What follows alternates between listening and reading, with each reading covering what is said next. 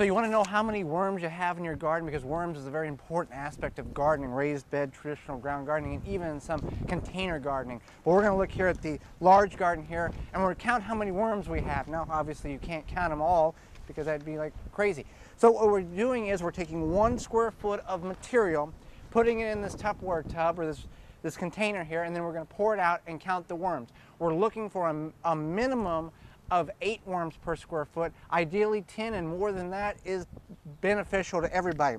Now, if you don't have enough worms in your garden, you can add organic material. We use certified leaf compost from Sue's, from SueComposting.com. That works really well. We've also worked all these beds last fall, and in the corporation of working these beds, we took pears that fell from our pear tree and incorporated them about 8 inches down in the center of each one of these raised berms to allow it to break down over the winter, as well as to give the worms something to eat. So we're going to see how many worms we have in 1 square foot. I've got it marked off here, and we're going to go 1 square foot by 1 square foot down. We'll see how many worms we have. All right, that's about as far down as I need to go because I'm starting to hit the clay level in our soil. So where are we at here?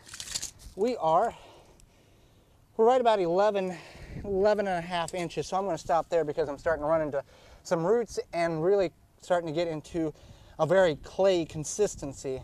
We've got good soil mixture about the first 6 inches here. So we'll stop there. So the hole is approximately 1 foot by 1 foot by 1 foot by 1 foot. So this will give us a very good idea of how we're doing with worms. And begin to tip the container. Any weeds I see, I'm going to pull out. And right that's 1 worm. That's partial of a worm. We're not going to count that. That got cut up, unfortunately.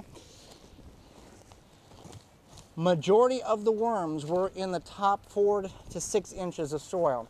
This here was the last portion of what we did. Very clay. Obviously, there's not going to be a whole lot of worms in that area.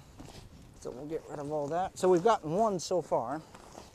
All right, what else we got here? We want to break all the clods up and make sure that we get accounted for all the worms. All right, so finishing up here, I'm at 22. There's another one. 23. That's a big one there. Let's see what else we got here. I think that is pretty much it there. Oh, there's one there. 24. So that's 24 worms that we found in 1 square foot of soil. Now, a couple of things. It has been raining. The worms are in the top portions of, everything's moist, so they're moving around a lot. But 24 worms in 1 square foot, that's incredibly well. Now, again, if you do not have, 10 is what's recommended to be a good number. So we've really got a very good stem. Obviously, we could do this in several different portions of the garden and really work at seeing what the average is.